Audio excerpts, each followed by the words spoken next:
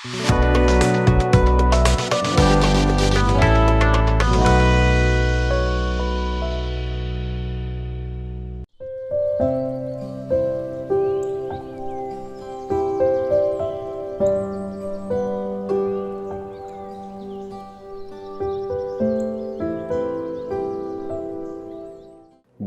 To God. Christ centred global മിനിസ്ട്രീസിൻ്റെ ഇതാ നിങ്ങൾക്ക് വേണ്ടി ഒരു അത്ഭുതം എന്ന ഈ ടെലിവിഷൻ പ്രോഗ്രാമിലേക്ക് എല്ലാ പ്രിയപ്പെട്ടവരെയും എല്ലാ ദൈവമക്കളെയും ക്രിസ്തുയേശുവിൻ്റെ നാമത്തിൽ ഞങ്ങൾ സ്വാഗതം ചെയ്യുന്നു. നിസ്തുല്യനായ യേശു ക്രിസ്തുവിൻ്റെ നാമത്തിലുള്ള എൻ്റെ സ്നേഹവും വന്ദനവും നിങ്ങളെ അറിയിക്കുന്നു. ഒരനുഗ്രഹിക്കപ്പെട്ട ദൈവവചന സന്ദേശത്തിലേക്ക് നിങ്ങളുടെ ശ്രദ്ധയെ കൊണ്ടുവരുന്നു. ബൈബിൾ നിങ്ങളുടെ കയ്യിലുണ്ടെങ്കിൽ ഈ സമയം നിങ്ങൾ ദയവായി ബൈബിൾ തുറന്നു വെക്കുക.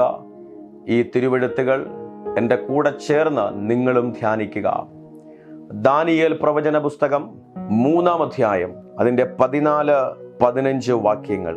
നെബൂഖദ്നേസർ അവരോട് കൽപ്പിച്ചത്, ശദ്രക്കേ, മേശക്കേ, അബേദ്നെഗോവേ, നിങ്ങൾ എൻ്റെ ദേവന്മാരെ സേവിക്കുകയോ ഞാൻ നിർത്തിയ സ്വർണബിംബത്തെ നമസ്കരിക്കുകയോ ചെയ്യുന്നില്ല എന്നുള്ളത് നേര് തന്നെയോ? ഇപ്പോൾ കാഹളം, കുഴൽ, തമ്പുരു, കിന്നരം, വീണ, നാഗസ്വരം മുതലായ സകലവിധ വാദ്യനാദവും കേൾക്കുന്ന സമയത്ത് നിങ്ങൾ ഞാൻ പ്രതിഷ്ഠിച്ച ബിംബത്തെ വീണ്ടും നമസ്കരിക്കുവാൻ ഒരുങ്ങിയിരുന്നാൽ നന്ന്.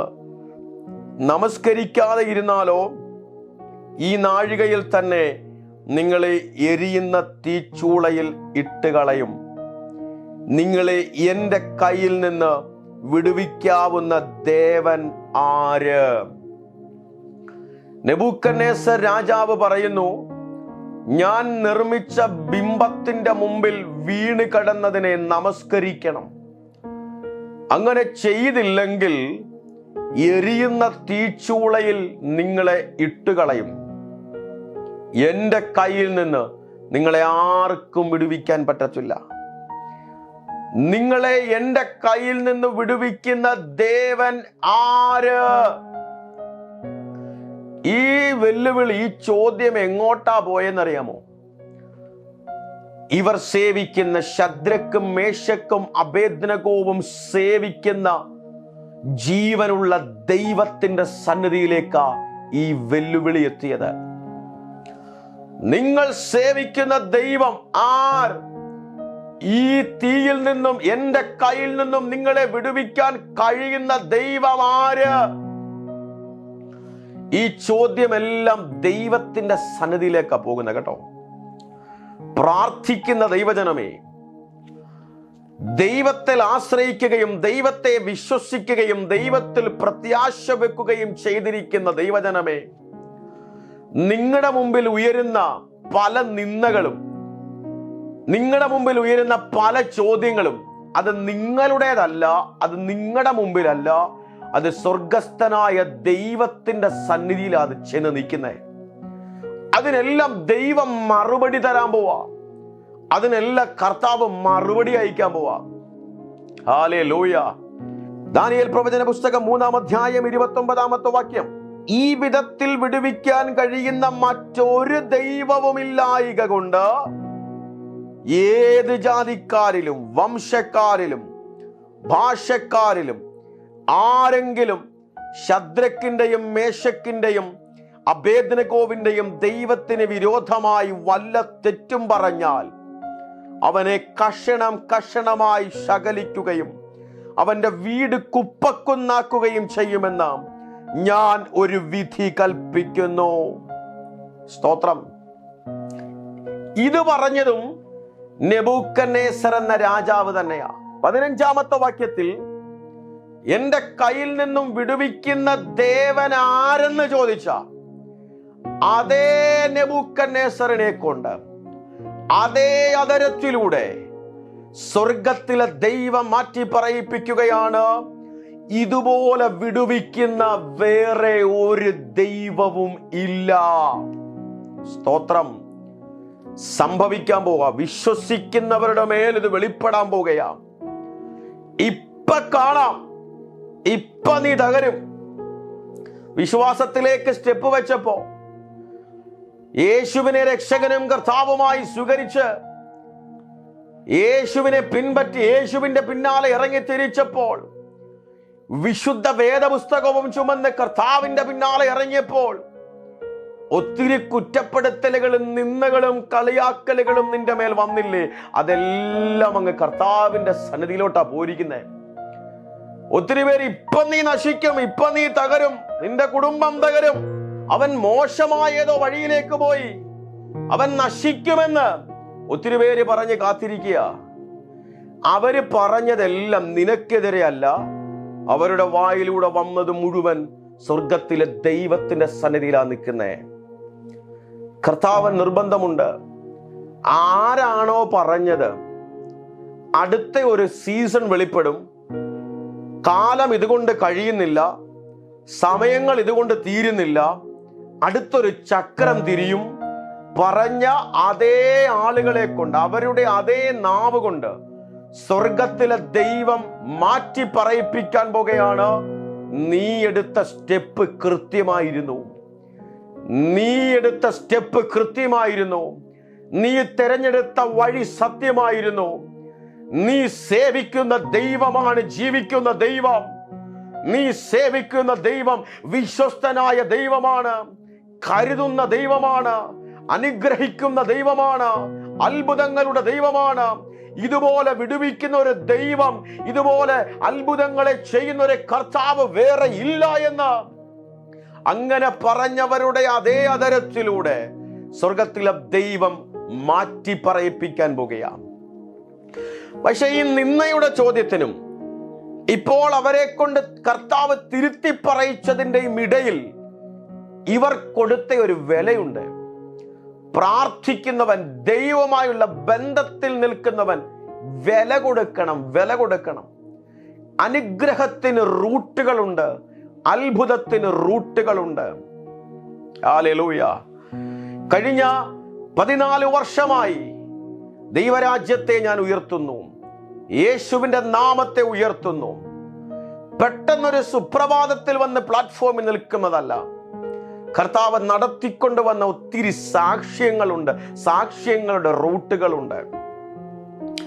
എൻ്റെ പിതാവിന്റെ മരണസമയത്ത് ഞങ്ങളൊരു ഹൈന്ദവ ബാക്ക്ഗ്രൗണ്ടിൽ നിന്നുമാണ് കർത്താവിന്റെ കൃപയിലേക്ക് യേശുവിനെ രക്ഷിതാവായി സ്വീകരിച്ച് കടന്നു വരാൻ സ്വർഗത്തിലെ ദൈവം അവസരം തന്നത്, സഹായിച്ചത്. എൻ്റെ പിതാവ് ഈ ഭൂമിയിൽ നിന്നും മാറ്റപ്പെട്ടു പോയ സമയത്ത് ഹൈന്ദവ ബാക്ക്ഗ്രൗണ്ടിൽ ആയിരുന്നത് കൊണ്ട് കുടുംബത്തിൽ നിന്ന് ഞാനാണ് ഏകനായി വിശ്വാസത്തിലേക്ക് കടന്നു വന്നിരിക്കുന്നത്. പക്ഷെ ഏക മകനാണ്.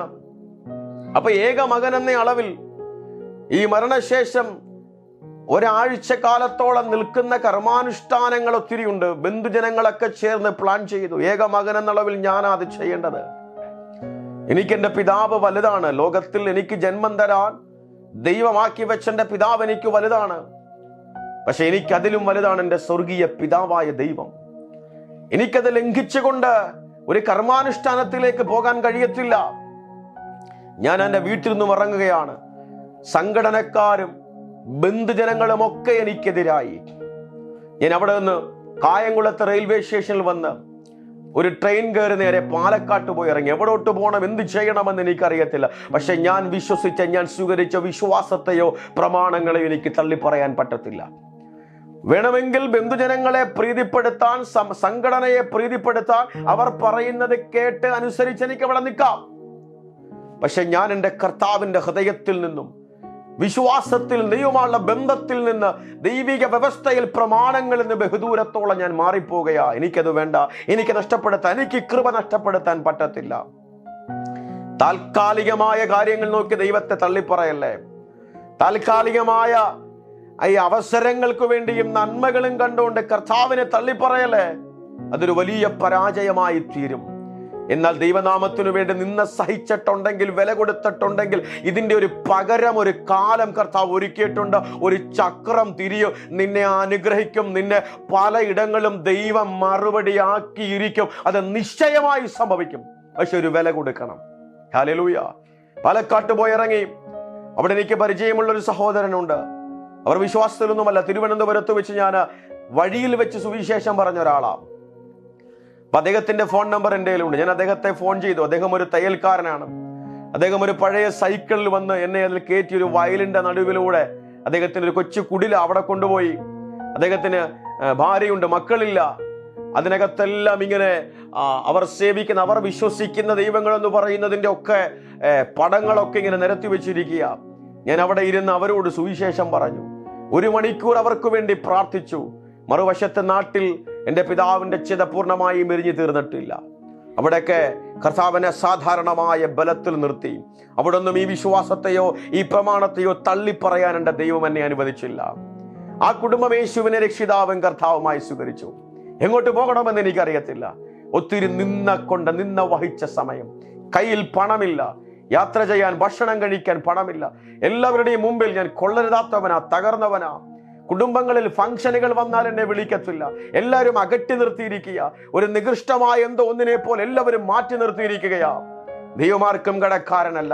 അന്ന് ഈ പ്രമാണത്തെ തള്ളിപ്പറഞ്ഞില്ല, കർത്താവിനെ തള്ളിപ്പറഞ്ഞില്ല. അവിടെയൊക്കെ ദൈവമായുള്ള ബന്ധം വർദ്ധിക്കുകയാ, പ്രാർത്ഥന വർദ്ധിക്കുകയാ ചെയ്തത്. എന്നാൽ ഇന്നൊരു കാലത്തെ കർത്താവ് മാറ്റി. നിന്ദിച്ചവരെയും കുറ്റം പറഞ്ഞവരെയും കളിയാക്കിയവരെയും ഒക്കെ അതേ നാവിലൂടെ അവരൊന്ന് പറയുകയാ, അന്ന് നീ വെച്ച സ്റ്റെപ്പ് കൃത്യമാ, നീ സേവിച്ച, നീ തെരഞ്ഞെടുത്ത ദൈവം സത്യദൈവമാ. ഇന്നവര് പറഞ്ഞുകൊണ്ടിരിക്കുകയാ. ഹല്ലേലൂയ.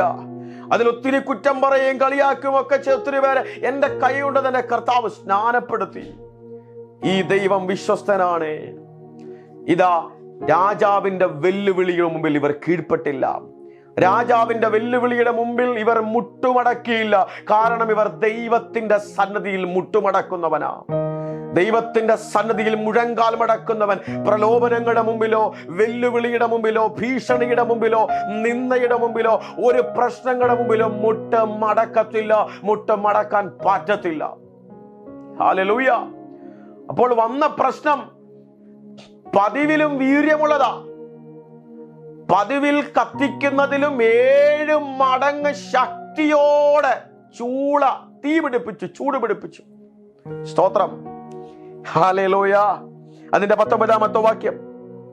അപ്പോൾ നെബൂഖദ്നേസറിന് കോപം മുഴുത്ത് ശദ്രക്കിന്റെയും മേശക്കിന്റെയും അബേദ്നെഗോവിന്റെയും നേരെ മുഖഭാവം മാറി ചൂള പതിവായി ചൂടുപിടിപ്പിച്ചതിൽ 7 മടങ്ങ് ചൂടുപിടിപ്പിക്കുവാൻ അവൻ കൽപ്പിച്ചു. അപ്പോൾ നെബൂഖദ്നേസറിന് അവരോട് കോപം മുഴുത്തു. എന്താ അതിന്റെ കാരണം? രാജാവ് പറഞ്ഞ ബിംബത്തെ നമസ്കരിക്കത്തില്ല. അത് രാജാവിന് ഇഷ്ടപ്പെട്ടില്ല. സ്തോത്രം. അതിന്റെ 17-18 വാക്യം. ഞങ്ങൾ സേവിക്കുന്ന ദൈവത്തിന് ഞങ്ങളെ വിടുവിക്കാൻ കഴിയുമെങ്കിൽ അവൻ ഞങ്ങളെ എരിയുന്ന തീച്ചൂളയിൽ നിന്നും രാജാവിന്റെ കയ്യിൽ നിന്നും വിടുവിക്കും. അടുത്ത വാക്യം. ഇനി അല്ലെങ്കിലും, സ്തോത്രം, അല്ലെങ്കിലും ഞങ്ങൾ രാജാവിന്റെ ദേവന്മാരെ സേവിക്കത്തില്ല, രാജാവ് നിർത്തിയ സ്വർണബിംബത്തെ നമസ്കരിക്കത്തില്ല എന്നറിഞ്ഞാലും തിരിച്ചു കൊടുക്കാനൊരു ആൻസർ ഉണ്ട്. ദൈവം ഞങ്ങളെ വിടുവിക്കും. എൻ്റെ കയ്യിൽ നിന്ന് ആര് വിടുവിക്കുമെന്നല്ലേ ചോദ്യം. ഞങ്ങൾക്ക് പറയാൻ 2 മറുപടിയുണ്ട്. ഒന്ന്, ദൈവം ഞങ്ങളെ വിടുവിക്കും. ഇനി വിടുവിക്കപ്പെട്ടില്ലെങ്കിലും ഈ വിഷയങ്ങൾക്കൊന്നും ഒരു പരിഹാരമായില്ലെങ്കിലും ഞങ്ങൾ ഈ കർത്താവിനെ തള്ളിപ്പറയാനില്ല. ഞങ്ങൾ ഈ വചനത്തിൽ നിന്ന് മകലാനില്ല. ഞങ്ങൾക്ക് ഈ ദൈവസാന്നിധ്യം വിട്ട്, ഞങ്ങൾക്ക് ഈ കർത്താവിന്റെ കൃപ വിട്ട്, ഞങ്ങൾക്ക് ഈ നിത്യജീവനം വിട്ട്, ഈ രക്ഷ വിട്ട് ഞങ്ങൾക്ക് എങ്ങോട്ടും പോകാനില്ല. ഞങ്ങൾക്ക് ഇത് മതി. ഞങ്ങൾ ഇവിടെ ഉണ്ടാകും. ഞങ്ങൾ ഈ രക്ഷയിൽ, ഞങ്ങൾ ഈ പ്രാർത്ഥനയിൽ, ഞങ്ങൾ ഈ ആരാധനയിൽ, ഞങ്ങൾ ഈ ദൈവവുമായുള്ള ബന്ധത്തിൽ തന്നെ ഉണ്ടാകും. അങ്ങനെ നിൽക്കുന്ന ദൈവമക്കൾക്കായി ഞാൻ കർത്താവിനെ സ്തുതിക്കുക. അപ്പൊ ഇതങ്ങോട്ട് പറയുമ്പോ മറുവശത്ത് പ്രശ്നം കൂടി, വൈരാഗ്യം കൂടി, പതിവിലും 7 മടങ്ങ് ശക്തിയോടെ കത്തിക്കാൻ തുടങ്ങി. അതിനകത്തോട്ട് ഇവരെ ഇടുക. സ്തോത്രം. ഹല്ലേലൂയ. 23-ാമത്തെ വാക്യം. ശദ്രക്ക്, മേശക്ക്, അബേദ്നെഗോ എന്നീ 3 പുരുഷന്മാരോ ബന്ധിക്കപ്പെട്ടവരായി എരിയുന്ന തീച്ചൂളയിൽ വീണു. അടുത്ത വാക്യം. നെബൂഖദ്നേസർ രാജാവ് ഭ്രമിച്ച് വേഗത്തിൽ എഴുന്നേറ്റ് മന്ത്രിമാരോട്, നാം 3 പുരുഷന്മാരെ അല്ലയോ ബന്ധിച്ച് തീയിലിട്ടത് എന്ന് ചോദിച്ചതിന് അവർ സത്യം തന്നെ രാജാവേ എന്ന് രാജാവിനെ ഉണർത്തിച്ചു. 25-ാമത്തെ വാക്യം. അതിനവൻ, 4 പുരുഷന്മാർ കെട്ടഴിഞ്ഞ് തീയിൽ നടക്കുന്നത് ഞാൻ കാണുന്നു. അവർക്ക് ഒരു കേടും തട്ടിയിട്ടില്ല. 4-മത്തവന്റെ രൂപം ഒരു ദൈവപുത്രനോട് തിരിക്കുന്നു എന്ന് കൽപ്പിച്ചു. നെബൂഖദ്നേസർ എരിയുന്ന തീച്ചൂളയുടെ വാതിൽക്കൽ അടുത്തു ചെന്ന് അത്യുന്നതനായ ദൈവത്തിന്റെ ദാസന്മാരായ ശദ്രക്കേ, മേശക്കേ, അബേദ്നെഗോവേ, പുറത്തു വരുവിനെന്ന് കൽപ്പിച്ചു. അങ്ങനെ ശദ്രക്കും മേശക്കും അബേദ്നെഗോവും തീയിൽ നിന്ന് പുറത്തു വന്നു. 27-ാമത്തെ വാക്യം. പ്രധാന ദേശാധിപതിമാരും സ്ഥാനപതിമാരും ദേശാധിപതിമാരും രാജമന്ത്രിമാരും വന്നുകൂടി ആ പുരുഷന്മാരുടെ ദേഹത്തിന് തീപിടിക്കാതെയും അവരുടെ തലമുടി കരിയാതെയും കാൽച്ചട്ടയ്ക്ക് കേടുപറ്റാതെയും അവർക്ക് തീയുടെ മണം പോലും തട്ടാതെയും ഇരുന്നത് കണ്ടു. എത്ര വലിയ വിടുതലാ! ഇതിന്റെ സാക്ഷ്യത്തിന്റെ ഖനം നോക്കിക്കോണേ. 7 മടങ്ങ് ശക്തിയോടെ, പതിവിലും 7 മടങ്ങ് ശക്തിയോടെ തീ കത്തിച്ചു. അതിനകത്തോട്ട് പ്രാർത്ഥിക്കുന്നവനെ തീർന്നില്ല. പ്രാർത്ഥന മാത്രമല്ല, വിടുവിച്ചാലും ഇല്ലെങ്കിലും ഈ കർത്താവിനെ വിട്ട് ഞങ്ങൾ ഇടത്തോട്ടോ വലത്തോട്ടോ ഇല്ലെന്ന ബന്ധത്തിൽ നിന്നവനെ ആ തീക്കകത്തിട്ട് ചോദിച്ച ചോദ്യം, വെല്ലുവിളിയുടെ മുമ്പിൽ വന്ന വെല്ലുവിളി സ്വീകരിച്ച സ്വർഗത്തിലെ ദൈവമാ. ആ വെല്ലുവിളി സ്വീകരിച്ച ദൈവം 4-മനായി തീക്കകത്ത് ഇവരുടെ കൂടെ ഇറങ്ങി. ഇവിടെ വായിച്ചത് എന്താ? അവരുടെ കൈമേൽ നിന്ന് കെട്ടഴിഞ്ഞു. സ്തോത്രം. ഒരു രോമത്തിന് പോലും കേടുതട്ടിയില്ല.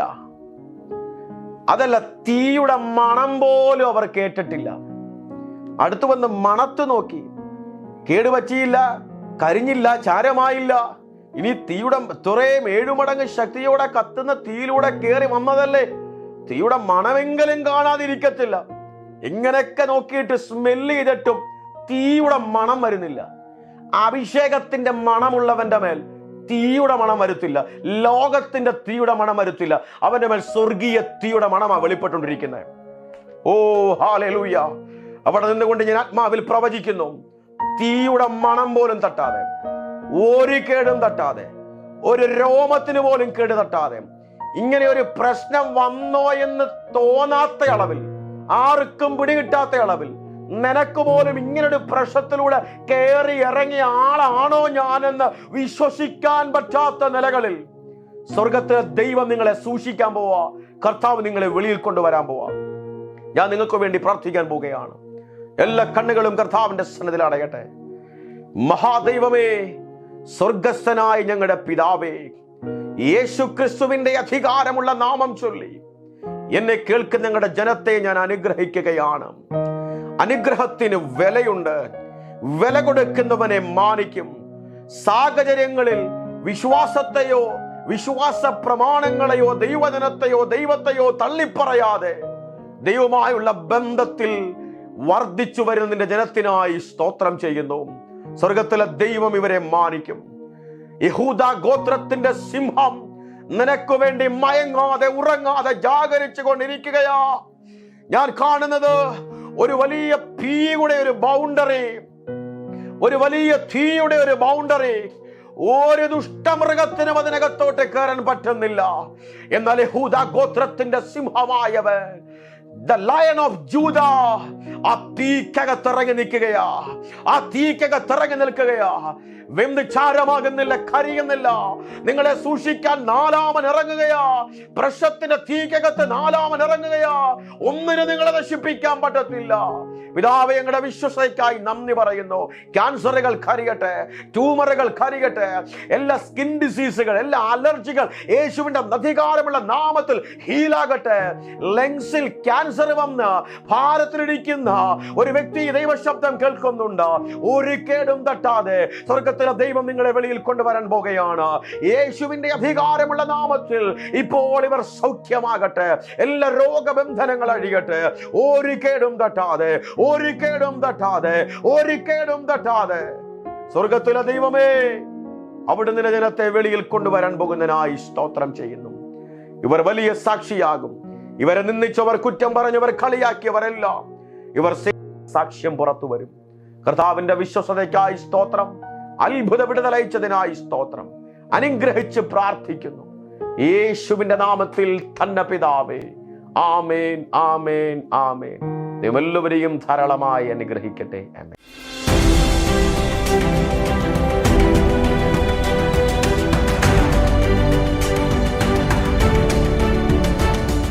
ഇതൊരു സൗഖ്യത്തിന്റെ സാക്ഷ്യമാണ്. और ये एक चंगाई की गवाह है. ഇതൊരു സുഖത്തിൻ സാക്ഷി. എത്ര നാൾ മുമ്പായിരുന്നു ചർച്ചിൽ പ്രാർത്ഥിക്കാൻ വന്നത്? कितने समय आप चर्च में प्रार्थना करने आए? 3 മാസം മുമ്പ്. 3 महीने से. കഴിഞ്ഞ 3 മാസം മുമ്പ് Christ centred global ministries Ernakulam ചർച്ചിൽ ഈ കുടുംബം വന്നതാ. और क्राइस्ट सेंटर ग्लोबल मिनिस्ट्री में 3 महीने पहले ये परिवार आया है. கடந்த 3 மாசம் முன்பாக கிரைஸ்ட் சென்டர்ட் குளோபல் மினிஸ்ட்ரீஸ் എറണാകുളത്തിൽ ജപിപ്പதற்காக വന്നാங்க. വന്നപ്പോ വയറ്റിനകത്ത് ഉദരത്തിനകത്ത് 2 വലിയ മുഴയും ചുമന്നുണ്ടാ വന്നത്. और जब आए थे तो पेट के अंदर 2 बड़े गोले लेकर आए थे. வரும்பொழுது வயிற்று பகுதியில் 2 பெரிய கட்டிகளை சுமந்து கொண்டு வந்தாங்க. അത് മാത്രമല്ല, ഡോക്ടർ പറഞ്ഞത് അടുത്ത മണിക്കൂറുകളിൽ തന്നെ സർജറി. എന്തോ ഡോക്ടർ എന്താ പറഞ്ഞ? എങ്ങനെ?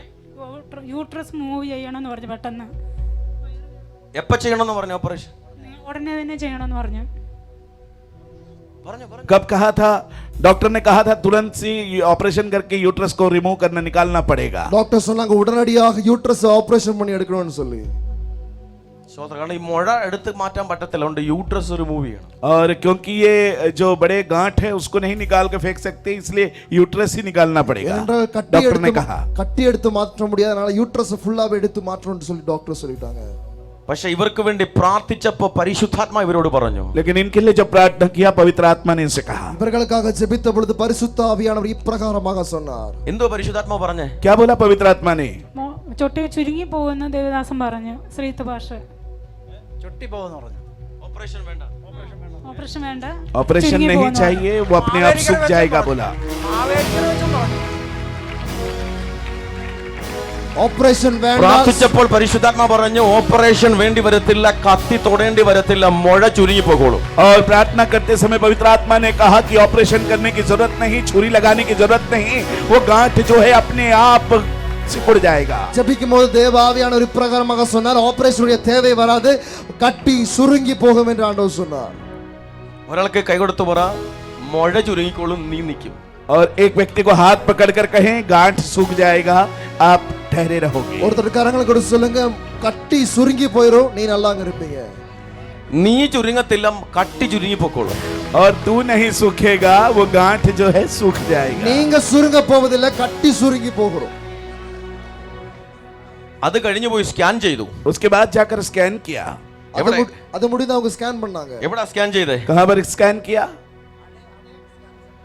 അതേ മുഴ ഉണ്ടെന്ന് പറഞ്ഞ അതേ സ്കാൻ സെന്ററിൽ തന്നെ പോയി സ്കാൻ ചെയ്തു. അത് കഴിഞ്ഞ് സ്കാൻ ചെയ്തപ്പോൾ റിപ്പോർട്ട് കിട്ടി മുഴ അവിടെ ഇല്ല. और जिस सेंटर में स्कैन किया था वहीं जाकर फिर से स्कैन किया तो पता चला कि वहां पर जो गांठ था अभी वहां गांठ नहीं है. ஸ்கேன் பண்ண அதே சென்டர்ல போய் திரும்ப ஸ்கேன் பண்ணி பாத்துக்கறாங்க, இருந்த இடத்துல கட்டி இப்போ இல்ல. അങ്ങനെയാണോ റിപ്പോർട്ട് കിട്ടിയത്? कैसे ही रिपोर्ट मिला? അങ്ങനെ തന്നെ वैसा ही. മുഴ എന്തിയേ? गांठ कहां है? கட்டி எங்க? മുഴ എന്തിയേ? गांठ कहां है? கட்டி எங்க? കഹാ ഹേ? മുഴ എന്തിയേ? गोला एवड़ा कहां है? கட்டி எங்க?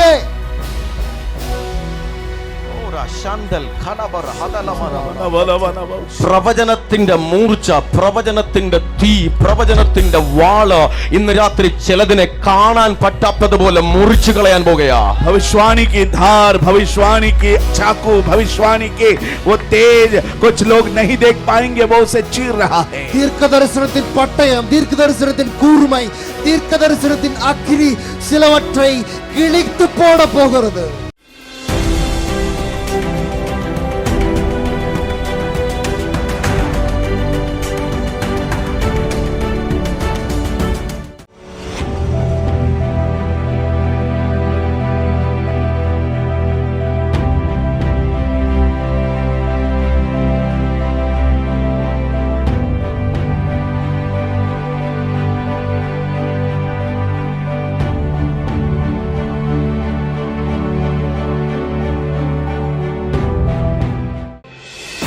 ക്രൈസ്റ്റ് സെൻറ്റർഡ് ഗ്ലോബൽ മിനിസ്ട്രീസ് ഞായറാഴ്ച വിശുദ്ധ സഭായോഗം എറണാകുളത്ത് എല്ലാ ഞായറാഴ്ചകളിലും ഉച്ചകഴിഞ്ഞ് 2:30 മുതൽ 5:30 വരെ. സ്ഥലം Christ central global ministries, Bethel Immanuel church, government youth ഹോസ്റ്റലിന് എതിർവശം, ആകാശവാണി നിലയത്തിനു സമീപം, NGO ക്വാർട്ടേഴ്സ്, കാക്കനാട്.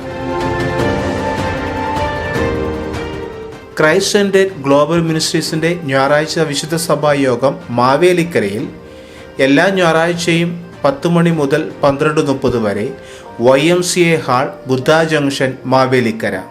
കോട്ടയത്ത് എല്ലാ ഞായറാഴ്ചകളിലും രാവിലെ 7:30 മുതൽ 9:30 വരെ. സ്ഥലം Kothala, Kottayam. Christ central global മിനിസ്ട്രീസിൻ്റെ ഞായറാഴ്ച വിശുദ്ധ സഭായോഗം നാഗർകോവിലിൽ എല്ലാ ഞായറാഴ്ചകളിലും രാവിലെ 10:30 മുതൽ ഉച്ചയ്ക്ക് 1 മണി വരെ. സ്ഥലം Christ central global ministries, Abhishek complex, first floor, palace road, WCC junction, Nagercoil. Christ central global മിനിസ്ട്രീസിൻ്റെ വെള്ളിയാഴ്ച പ്രാർത്ഥനാ കൂട്ടായ്മ ചിങ്ങവനത്ത് എല്ലാ വെള്ളിയാഴ്ചകളിലും രാവിലെ 10 മണി മുതൽ 12:30 വരെ. സ്ഥലം hotel Nivedya, Kannampuram building, Chingavanam, Kottayam. Christ central global മിനിസ്ട്രീസിൻ്റെ ശനിയാഴ്ച പ്രാർത്ഥന കൂട്ടായ്മ ഇരിഞ്ഞാലക്കുടയിൽ എല്ലാ ശനിയാഴ്ചകളിലും രാവിലെ 10 മണി മുതൽ 12:30 വരെ. സ്ഥലം doctor Jacob's house, saint Mary's church near jubilee parish hall, Thelappilly Karuvannur road, Irinjalakuda. കൂടുതൽ വിവരങ്ങൾക്കായി ക്രൈസ്റ്റ് സെൻട്രൽ ഗ്ലോബൽ മിനിസ്ട്രീസ് 9643778082 അല്ലെങ്കിൽ 6282552940 അല്ല എങ്കിൽ 6235615291 നമ്പറുകളിൽ വിളിക്കുക. വാട്സപ്പ് സന്ദേശങ്ങൾ അയക്കുന്നതിനായി 8129882998 എന്ന നമ്പർ ഉപയോഗിക്കുക.